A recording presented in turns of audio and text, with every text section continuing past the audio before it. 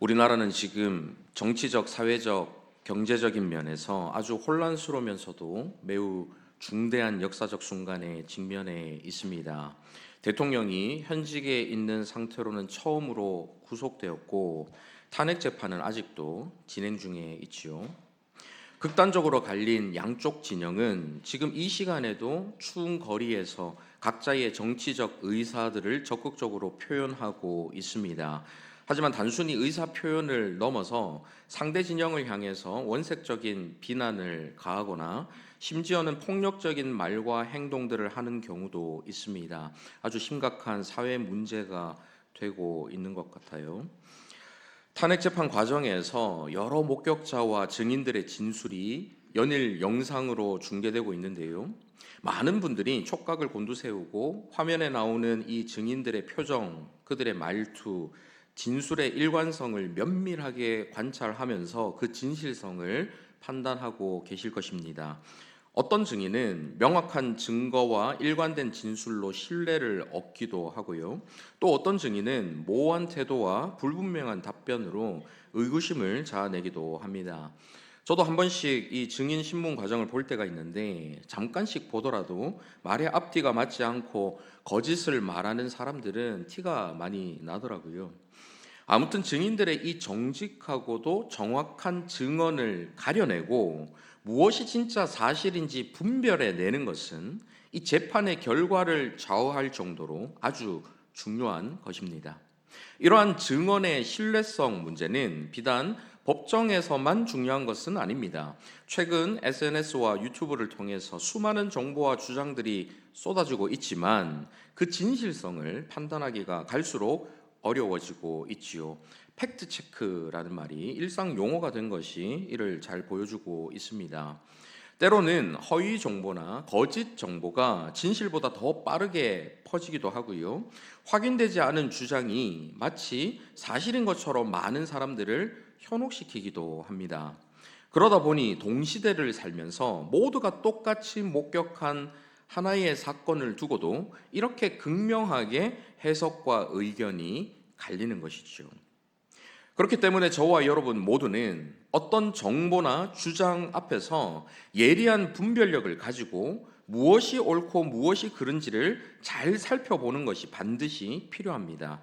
자칫 잘못하면 악인에게 선동되어서 엉뚱한 방향으로 향할 수 있기 때문이죠. 이처럼 진실과 거짓이 뒤섞인 시대를 살아가는 우리에게 오늘 본문은 특별한 의미로 다가옵니다. 이 본문은 누가복음의 서문인데요. 저자 누가가 자신의 저술 동기와 방법들을 밝히고 있습니다. 여기서 주목할 점은 누가가 단순히 아무에게나 들은 이야기를 별 생각 없이 전달하는 것이 아니라 어떤 사실에 대해서 자세히 미루어 살핀 결과를 기록하고 있다라는 것입니다. 그는 처음부터 목격자와 말씀에 일꾼된 자들의 그 증언을 직접 수집하고 검증했습니다. 이는 마치 오늘날 헌법재판관이 증인의 진술을 주의 깊게 살피는 것처럼 또 탐사보도 기자나 역사학자가 역사적 자료를 꼼꼼하게 검증하는 것과 같은 아주 진지한 태도이지요. 이처럼 누가가 가진 기독교 신앙, 믿음은 결코 맹목적인 믿음이나 근거 없는 주장에 기초하지 않습니다. 오히려 역사적인 사실과 신뢰할 만한 증언에 기반을 둔 합리적이고 확실하게 검증된 믿음이었죠. 누가는 이 점을 분명히 하기 위해서 오늘 본문에서 자신이 철저한 조사와 검토 과정을 거쳤다라는 사실을 강조하고 있습니다. 그리고 그 결과를 체계적으로 정리해서 기록으로 남겼지요. 그리고 그것을 통해서 다른 이들도 더욱 굳건한 믿음을 가질 수 있기를 바랐습니다. 저와 여러분은 믿음을 가졌기 때문에 지금 이 자리에 모여 함께 예배를 드리고 있습니다. 그런데 저와 여러분이 가진 그 믿음이 어떤 믿음입니까? 누구를 그리고 무엇을 믿는 믿음입니까?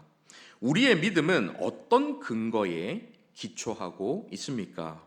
우리가 믿는 믿음의 대상과 그 믿음의 내용을 어떻게 확실하게 신뢰할 수 있고 또 그렇게 신뢰한 그 믿음에 대해서 어떻게 다른 이들에게 그것이 사실이라고 자신 있게 전할 수가 있을까요? 만약 여러분이 이런 질문에 명확하게 답을 가진 상태에서 신앙생활을 한다면 참 다행입니다. 하지만 이런 질문을 한 번도 해보지 않았거나 아직 답을 찾지 못했는데 찾으려는 시도를 하지 않고 있는 분이 계시다면 지금 자신이 가지고 있는 이 믿음이 정말 올바른 믿음이 맞는가 한 것에 대해서 진지하게 돌아보셔야 합니다. 이러한 질문들에 대한 답을 찾아가는 과정에서 이 누가의 모범은 저와 여러분에게 중요한 통찰을 주는데요.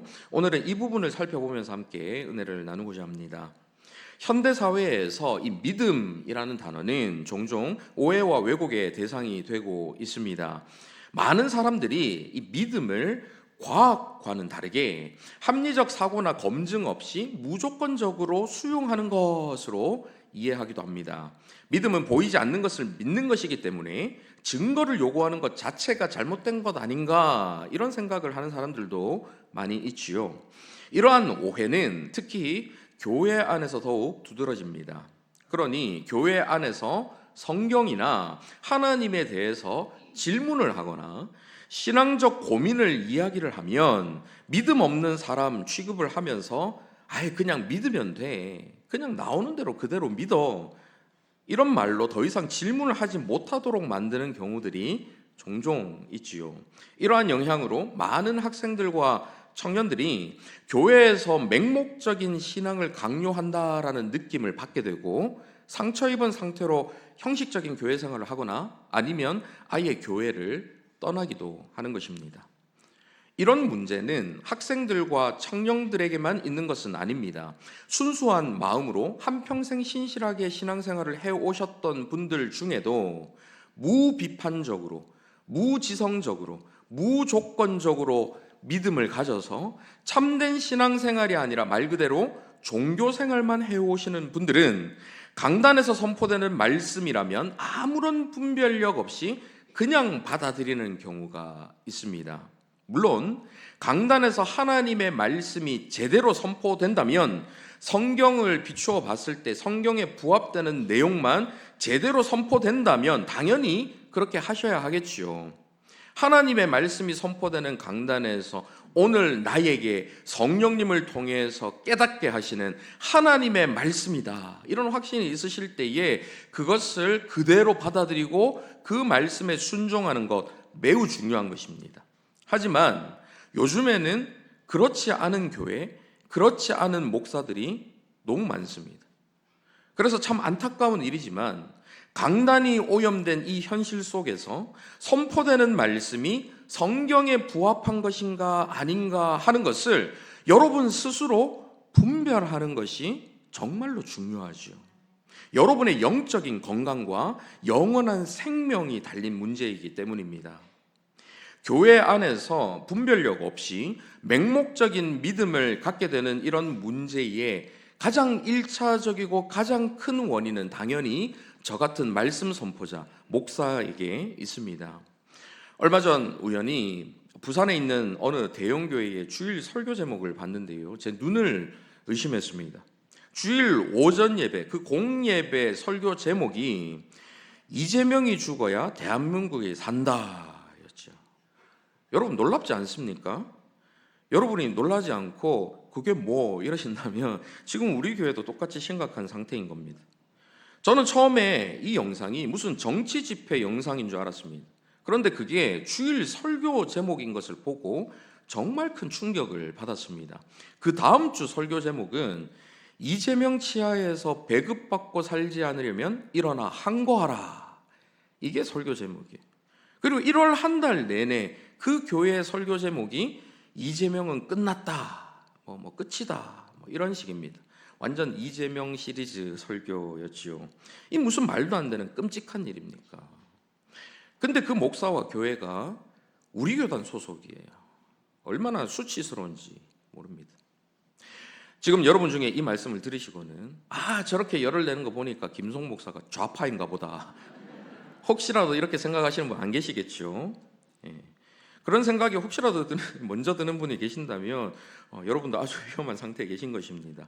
그날 설교 제목이 윤석열은 끝났다 였어도 저는 똑같이 반응했을 것입니다. 왜 그럴까요? 하나님의 말씀이 선포되어야 하는 이 신성하고도 거룩한 강단에서, 그것도 주일 공예배 시간에 목사의 지극히 개인적이고 인간적인 생각이 전해져서야 되겠습니까?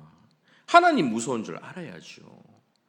지금 이 시간이 무슨 시간입니까? 살아계신 하나님과 인격적인 교제를 나누는, 그 하나님께 영광을 올려드리는 거룩한 예배 시간 아닙니까? 어떻게 이 예배 시간에 그 인간적인 생각과 자신의 정치적인 견해 이런 것들을 다른 사람들에게 주입하고 선동하고 이런 일들을 할 수가 있습니까? 지난번에도 몇 번 말씀드렸지만 제 지도 교수님은 설교단이 목사의 단두대다 이렇게 가르치셨어요. 잘못하면 목사의 목이 날아갈 수 있다라는 생각으로 두렵고 떨림으로 하나님의 말씀을 준비하고 하나님의 말씀만을 선포하라라는 뜻이지요. 이 거룩한 강단에서 그런 일들이 벌어지는 거 너무나도 참담한 현실이 아닐 수가 없습니다. 아무튼 이렇게 잘못된 믿음의 1차적인 문제와 책임은 목사에게 있습니다. 하지만 그렇다고 그 자리에 있는 교인들에게 아무 문제나 책임이 없는 것은 아닙니다. 앞서 언급한 교회의 설교 시간에 그 목사가 교인들에게 큰 소리로 따라하라고 막 하면서 이재명은 끝났다, 자 같이 따라하세요 막 이렇게 시키더라고요.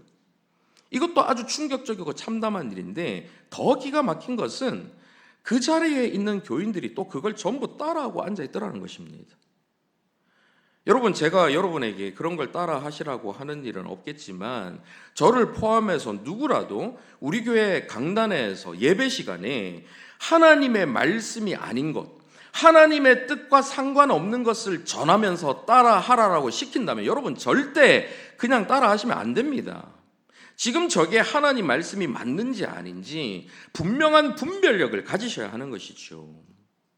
무지한 교인들이 맹목적으로 목사를 따르면 괴물 목사를 더 크고 기이한 괴물로 만들게 된다는 거 여러분 꼭 기억하셔야만 합니다. 우리 교회도 마찬가지예요. 저는 완전하지 않고 당연히 훌륭한 목사도 아니고 저라고 실수를 안 하겠습니까?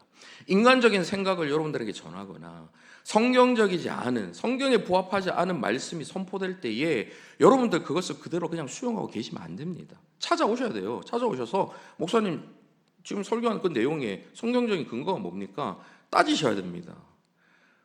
물론 여러분이 막 일일이 막 찾아오시면 저는 막 무섭겠죠. 막 부담이 되겠죠. 예. 그렇지만 그렇게 하셔야 돼요. 그래야 저도 더 두렵고 떨림으로 더 열심히 준비하고 또 하나님 말씀만 강단에서 선포하려고 노력하지 않겠습니까? 그런 것들이 저도 살리고 여러분도 살아나는 일이에요.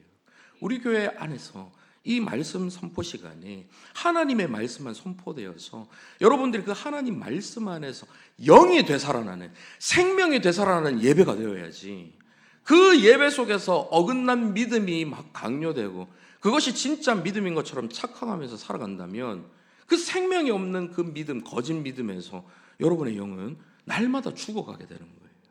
그런 일이 일어나서는 안 됩니다. 성경은 결코 무비판적이고 무지성적인 믿음을 요구하지 않습니다. 성경이 믿음에 대해서 어떻게 설명하는지 먼저 로마서 10장 17절 한번 보십시오. 같이 한번 읽어보실까요? 시작. 그러므로 믿음은 들음에서 나며 들음은 그리스도의 말씀으로 말미암았느니라. 믿음은 들음에서 나는데 아무 소리나 듣는다고 믿음이 생기는 게 아니에요. 무엇을 들음에서 나는 것입니까? 그리스도의 말씀을 들으면서 믿음이 생겨나는 것입니다. 그리스도의 복음의 말씀이 아닌 것을 들었는데 그 내용이 막 믿어진다면 그 믿음은 생명을 가져다주는 진짜 믿음이 아니라 그냥 말빨 좋은 사기꾼에게 가스라이팅 당하는 것뿐입니다. 그런 사기꾼들이 얼마나 많은지 몰라요. 이어서 사도행전 17장 11, 12절도 한번 보십시오. 같이 한번 읽어보실까요? 시작.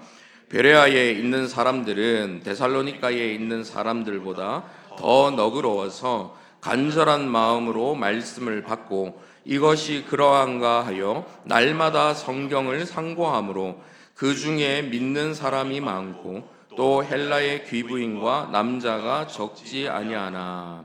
말씀을 들으면서 믿음이 나는데 단순히 듣는 것에서 그치지 않고 간절한 마음으로 정말로 그 말씀이 그러한가 하면서 날마다 성경을 상고했다, 이렇게 나오죠. 여기서 상고했다라는 것은 자세히 조사했다라는 뜻입니다.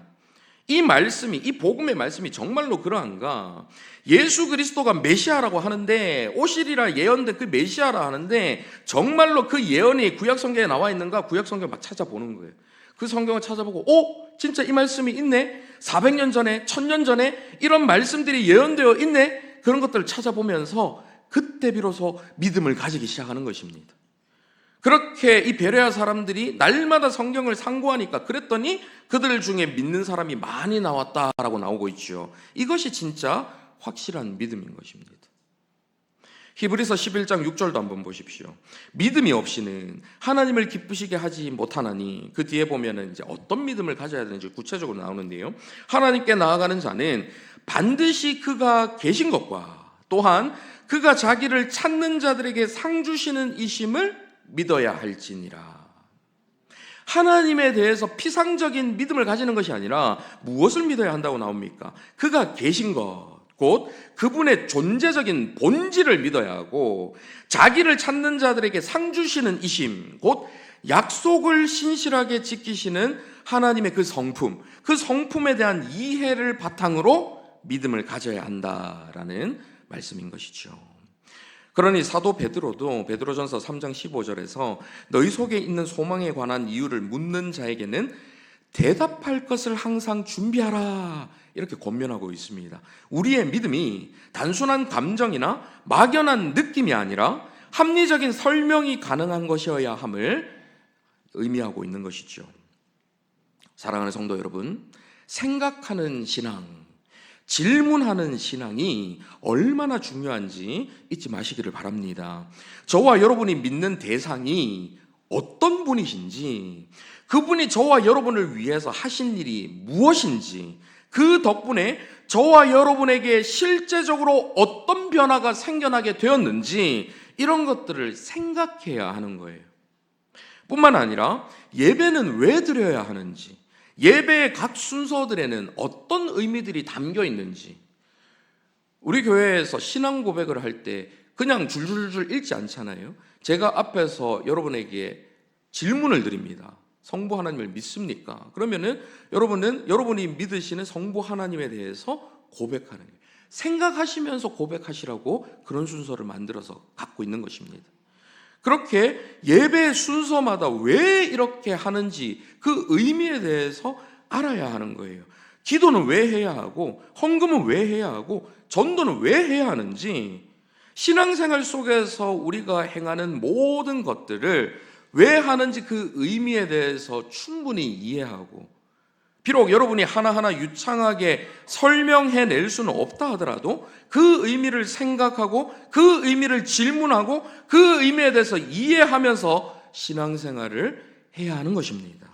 왜냐하면 우리의 신앙의 대상이신 삼위 하나님께서는 인간이 만들어낸 죽은 우상이 아니라 지금도 살아계셔서 인격적으로 역사하시고 인격적으로 우리와 교제하시는 인격적인 하나님이시기 때문입니다. 그 하나님께서는 지금도 살아계셔서 이 자리 가운데 임재하시고 저와 여러분을 예배 자리로 불러주셨어요. 그래서 이곳 가운데서 선포되는 말씀을 통해 하나님의 뜻을 알게 해주시고, 여러분이 눈으로 읽으실 이 성경을 통해서 하나님의 말씀을 깨닫게 해주시는 것입니다. 그렇게 하나님께서는 인격적으로 저와 여러분에게 살아있는 인격적인 교제를 이 예배 가운데 행하고 계신데, 그냥 단순히 의식적인 것만 행해서 마치 우리가 대화를 할 때에 영혼 없이 그냥 형식적으로 답변하고 상대방에 대한 무례잖아요. 예의 없음이잖아요. 그런 것처럼 마치 비인격적인 존재, 죽은 우상에게 하듯이 의식만 행하면 끝이라는 생각으로 마음 없이 드리는 예배, 그건 진짜 예배가 아니죠. 우리의 마음을 담아서 살아계신 하나님께 예배를 드릴 때 그 예배와 인격적인 교제를 나누고 그 찬란하신 하나님의 영광을 높여드리는 거, 그게 진짜 예배 아닙니까? 우리가 예배하는 그 대상은 바로 이런 살아계신 하나님이시기 때문에 매 순간마다 우리는 이것의 의미에 대해서 묵상하면서 그 의미를 이해하고 생각하면서 하나님께 올려드려야 하는 거예요. 선포되는 말씀을 간절한 마음으로 받으시되 정말 그러한가 날마다 성경을 읽고 찾고 상고하면서 가정에서 구역 모임에서 여러분 스스로의 언어로 들으신 말씀에 대해서 나누시고 그 말씀을 삶 속에서 어떻게 구체적으로 실천할까 날마다 고민하는 생각하는 참 신앙인이 되시기를 간절히 바랍니다. 이러한 맥락에서 오늘 본문의 저자 누가는 저와 여러분에게 아주 중요한 모범을 보여주고 있는데요. 본문 1절 한번 보십시오. 우리 중에 이루어진 사실에 대하여. 그는 지금부터 자신이 기록하고 있는 이 내용들이 모두 실제로 이루어진 사실이다라고 말하고 있습니다. 그것도 우리 중에 이루어진 사실, 그 사실을 경험하고 목격한 그 사람들 중에 실제적으로 일어난 사실에 대해서 기록한다라고 말하고 있죠. 학자들은 이 누가라는 헬라식 이름을 통해서 이 사람이 유대인이 아니고 헬라인, 이방인이라고 봅니다. 예수님을 실제로 만나지도 못했을 거라고 여깁니다. 그런데 이런 이방인이 예수님을 실제로 만나지 못한 이런 사람이 어떻게 예수 그리스도에 대한 확실한 믿음을 가질 수가 있었을까요? 오늘 본문 2절 이하를 보시면 그가 1차 자료, 즉 목격자와 말씀에 일꾼된 자들의 증언을 직접 수집해서 그 모든 일을 근원부터 자세히 미루어 살폈다라고 말하고 있습니다. 여기서 목격자라는 것은 예수님의 생애를 직접 눈으로 본 사람을 의미하는 것이고, 말씀의 일꾼이라는 것은 예수님의 가르침을 전하던 이 사도들과 교사들을 가리킨다라고 볼 수 있겠지요. 누가는 이 목격자들을 세심하게 인터뷰하면서 그들이 신뢰할 만한 인물들이다라는 사실을 알게 되었습니다. 그들이 증언할 때의 그들의 목소리, 그들의 표정, 그들의 자세, 그들의 변화된 삶을 직접적으로 면밀하게 살피면서 그 증언이 참되다, 진실되다 하는 것을 알고 믿게 된 것이에요. 오늘날 우리가 증인들을 바라보면서 저 증언이 진짜인가 아닌가 면밀하게 살피듯이 누가는 그 사람들 한 사람 한 사람 찾아다니면서 대화하면서 그들의 진실성을 파악했습니다. 분석했습니다. 그렇게 자세하게 미루어 살펴서 믿음을 갖게 된 것이지요. 이방인으로서 누가는 여러 가지 근본적인 질문들을 가지고 있었을 것입니다. 유대인들이 기다리던 그 메시아가 정말 이 예수라는 사람이 맞는가? 하나님의 구원 계획은 구체적으로 무엇이고 그것이 어떻게 이 예수라는 사람을 통해서 성취되었는가? 이방인인 내가 왜 유대인의 메시아, 그 예수라는 유대인의 메시아를 믿어야만 하는가? 예수의 삶과 가르침은 나 같은 이방인들에게 어떤 의미가 있는가? 이런 것들에 대해서 그는 질문을 가졌습니다. 사실 관심이 없고 열정이 없으면 질문이 없습니다. 상황을 읽어내는 눈이나 진리를 분별하는 눈이 없어도 질문이 없지요. 뭘 알아야 질문도 하는데 아는 것이 없고 생각하지 않으면 뭘 물어봐야 할지도 모르는 것입니다. 질문이 없으니까 답을 찾을 수도 없는 것이죠. 하지만 누가는 변화된 사람들의 모습을 보면서 궁금했습니다. 사도들의 가르침을 들으면서 정말 그것이 사실일까? 저 사람들이 하는 저 얘기가 맞을까? 사실이 아니고서는 저렇게까지 삶이 변화될 수 없고 저렇게까지 생명의 위협을 받으면서도 열심히 전할 수가 없는데 도대체 저 사람들이 저렇게 하는 이유가 뭔가? 이게 진짜 사실이기 때문에 그런 것인가? 이런 것들을 궁금해했어요. 상고하며 그 답을 찾기 위해서 목격자들과 말씀의 일꾼들을 찾아가서 묻고 또 물었던 것입니다.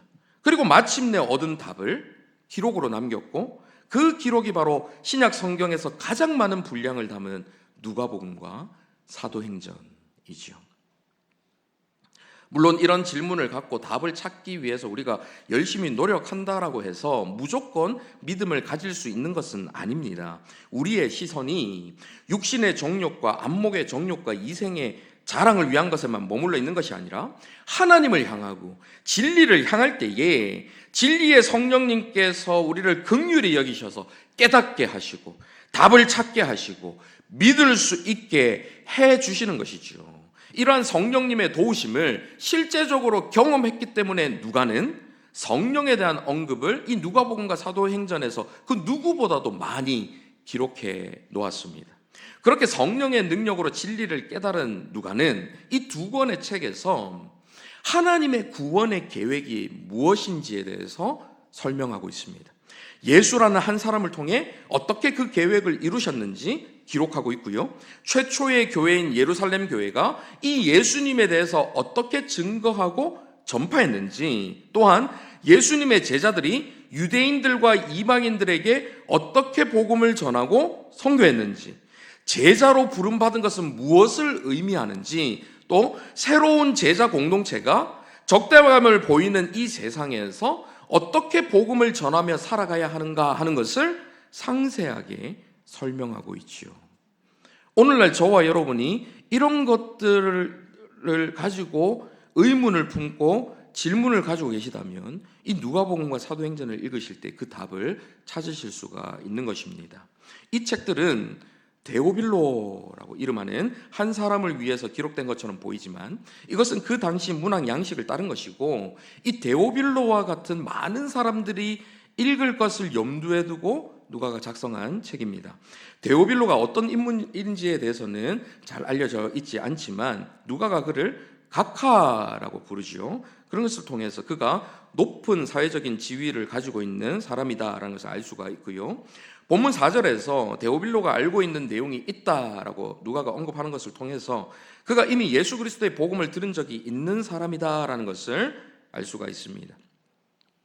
누가는 이 책들을 기록한 목적이 이 데오빌로로 대표되는 사람들, 곧 복음을 들어 알기는 아는데 그 사람들이 그 알고 있는 바가 정말 무엇을 의미하는지를 더 확실하게 알게 해주기 위해서, 그리고 더 확실한 믿음을 가질 수 있도록 하기 위해서 이 책을 쓴 것이다 라고 그 목적을 분명하게 밝히고 있는 것이죠. 데오빌로는 아마도 자신이 들은 복음이 과연 하나님께로부터 온 것이 맞는가, 예수가 정말 하나님의 약속을 성취하고 구원을 가져온 분이 맞는가, 그리고 그분을 정말 자신도 주님으로 믿어도 되는가 의문을 품고 있었을지도 모릅니다. 지금 이 자리 가운데 동일한 의문을 가진 몇몇 분들처럼 말이지요. 이 자리 가운데 그런 의문이 있으신 분들은 이 말씀을 통해서 거기에 대한 답을 찾으실 수가 있는 거예요. 데오빌로처럼. 그래서 이 말씀을 읽고 듣고 묵상하고 생각함을 통해서 그 속에 담겨있는 사실, 목격자들이 사실대로 진술한 그 진술들을 파악하고 이해하면서 거기에서 믿음이 생겨나는 것입니다. 그런 그에게 누가는 예수 그리스도 안에서 하나님의 구원 약속이 성취되었다라는 사실을 강조하고 있습니다. 예수 그리스도의 오실 길을 예비한 세례 요한의 탄생에 대한 이야기로 시작해서 예수 그리스도의 삶과 사역, 십자가 죽음과 부활, 승천과 이후 교회라는 새로운 공동체의 탄생까지 이 모든 이야기를 통해서 그는 예수님께서 온전히 신뢰할 만한 존재라는 것을 입증해주고 있는 것이죠. 이처럼 생각하고 질문해서 확실한 근거를 통해 가진 굳건한 믿음과 확신은 자기 자신에게만 구원의 기쁨을 가져다 주는 것이 아니라 흔들리는 다른 사람까지 더욱 강한 믿음을 갖도록 해주는 것입니다. 오늘날 우리는 확실한 믿음을 가지지 않으면 언제 누구에게 현혹되고 선동되고 휩쓸릴지 모르는 악하고 혼란스러운 시대를 살아가고 있습니다. 기독교만 진리다라고 말하지 않고 기독교도 진리다라고 말하는 시대이지요. 기독교도 진리다라는 말이 무슨 뜻입니까? 이것도 진리고 저것도 진리고 네 말도 맞고 네 말도 맞고 다 진리인데 그 중에 기독교도 진리다라는 거죠. 이건 진리가 아니에요. 진리라는 것은 유일한 것인데 기독교도 진리고 다른 것도 진리다. 이것은 진리일 수가 없습니다. 생각하는 신앙을 갖지 않으면 자신도 모르는 사이에 다른 진리, 곧 거짓 진리를 따르게 될지 모르는 것이죠. 따라서 우리는 유일한 길이요, 유일한 진리요, 유일한 생명이신 예수 그리스도에 대해서 더욱 확실하게 알아야 합니다. 그분에 대해서 더욱 굳건하게 믿어야만 합니다. 우리에게 참 믿음을 일으키는 그리스도의 말씀에 귀를 기울이고 그 말씀에 대해서 깊이 생각하며 그 말씀에 대해 끊임없이 고민하고 끊임없이 질문하고 끊임없이 탐구하면서 답을 찾아가야 하는 것이죠. 그럴 때에 성령님께서 누가에게 하신 것처럼 저와 여러분의 눈과 저와 여러분의 마음과 저와 여러분의 지성을 열어주셔서 진리를 온전히 깨닫게 하시고 참된 믿음을 가지게 해주실 줄 믿습니다. 우리는 이제 앞으로 이 누가복음을 통해서 태초부터 계셨던 전능하신 하나님이 작고 연약한 모습으로 이 땅에 오신 아기 예수님의 울음소리를 듣게 될 것입니다. 어릴 때부터 자신의 소명을 인지하고 예루살렘 성전에서 율법학자들을 놀라게 했던 소년 예수님도 만나게 되겠지요. 가난하고 소외된 자, 병들고 연약한 자, 억눌리고 상한 자들 곁을 지키시는 예수님과 저주의 상징인 나무 위에 달려서 저와 여러분을 향하신 하나님의 사랑이 얼마나 크고 놀라운지를 두 팔 벌려서 몸소 증명하신 그 예수님을 보게 될 것입니다. 죽음을 이기고 실제로 다시 살아나셔서 원래 계셨던 하늘로 올라가시며 두 손 들고 강복선언, 복을 선언하시면서 강복선언하시는 예수님을 모든 목격자들과 함께 올려다보게 되겠지요. 누가가 남긴 이 복음의 말씀을 통해서 더욱 확실한 믿음을 갖고 흔들리는 다른 이들을 예수 그리스도라는 참된 구원과 생명의 길로 이끌 수 있는 저와 여러분 다 되시기를 간절히 바랍니다. 아멘. 말씀을 생각하면서 함께 찬양했으면 좋겠는데요. 시선이라는 찬양 함께 고백하시겠습니다.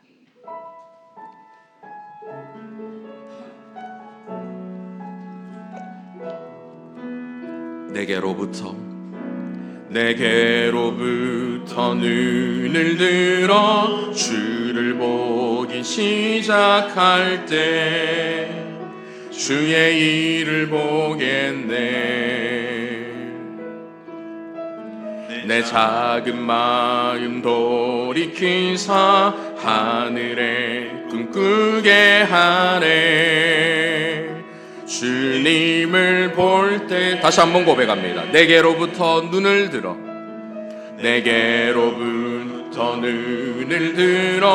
주를 보기 시작할 때 주의 일을 보겠네. 내 작은 마음 돌이키사 하늘의 꿈 꾸게 하네. 주님을 볼 때 모든 시선을 주님께 드리고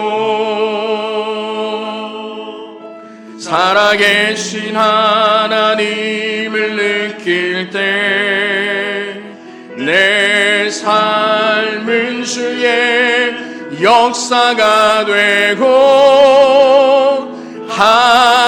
하나님이 일하기 시작하네.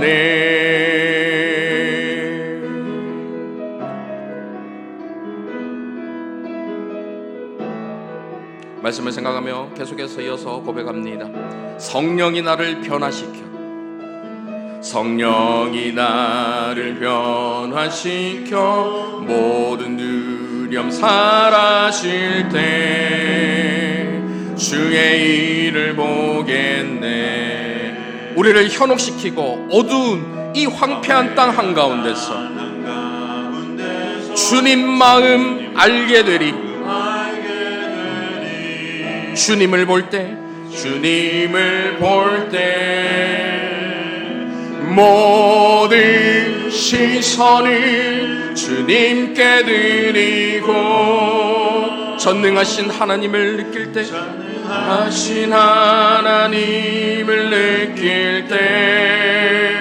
세상은 주의 나라가 되고 하나님이 일하기 시작 모든 시선을 주님께 드리고 전능하신 하나님을 느낄 때 세상은 주의 나라가 되고 하나님이 일하기 시작하네. 사랑하는 여러분, 저와 여러분의 시선이 세상을 향하고 우리 자신을 향할 때에는 쉽게 흔들리는 세속적이고 피상적인 믿음을 갖기가 쉽습니다. 참된 믿음이 아닌 것을 계속해서 따르게 되고 나에게 어떤 유익을 가져다주는 눈에 보이는 어떤 것, 나에게 이익을 가져다주는 어떤 것만 추종하는,